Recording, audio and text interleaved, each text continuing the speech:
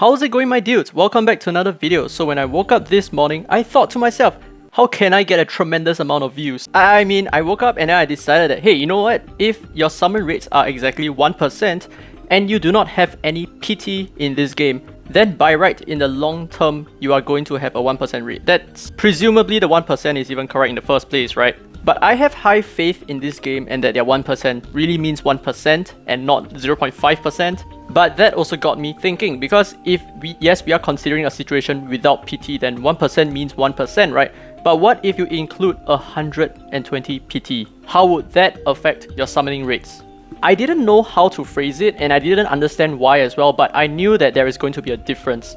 So the point of this video is to discover whether is the net-fi rate really at 1% or is it slightly different because of the additional PT rate involved. So I present to you summoning 10,000 times. But as you can see, I am broke, therefore I cannot afford screen recording programs, let alone pay for 10,000 summons. So we're going to do this slightly different. I'm going to use the extent of my Excel VBA knowledge to create a simulation program that will simulate an actual summoning session. So this was not complicated at all, this was rather simple. I just needed to have some rules set in place to define when I pull a net 5, when I pull a net 4 or a net 3, and especially if they are a Chimera as well. So for example, the probability of you getting a 5-star Chimera is 0.07%, which is 7% times 1% for a net 5 rate. And in the same vein, the probability of you getting a non-Chimera net 5 is not actually 1%, it is 1% minus the probability of getting a net 5 Chimera. And therefore, the probability of you getting a non-Chimera net 5 is 0.93%. These are extremely important numbers.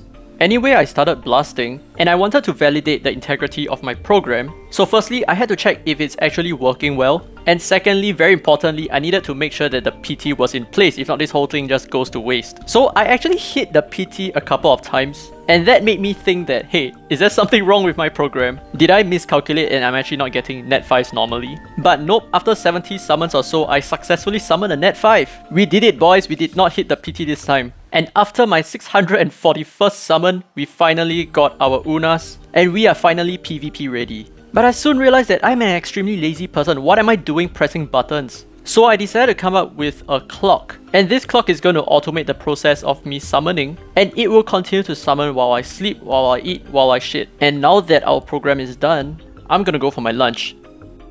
Okay, and I lied, I actually summoned too many times. I'm at 15,400 plus summons. But that's good, so we have more data to work with. So let's take a look at what the true rates really are. So over here you can see 15,417 summons, and on the right side you can see the banner rates, which are the actual rates in the game.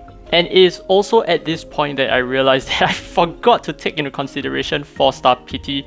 But 4-star PT doesn't really matter for our sake, because this video is after all just more interested in summoning net 5s. And your net 5 PT is always going to triumph over your 4-star PT. So if you're going to have both 4-star and 5-star PT happening on the next summon, you are definitely going to get a 5-star. So I guess the 4-star figures are slightly wrong, even though right, the 4-star Chimera rates are actually slightly better than the banner rates, which is probably down to dumb luck and down to somehow a lot of dumb luck.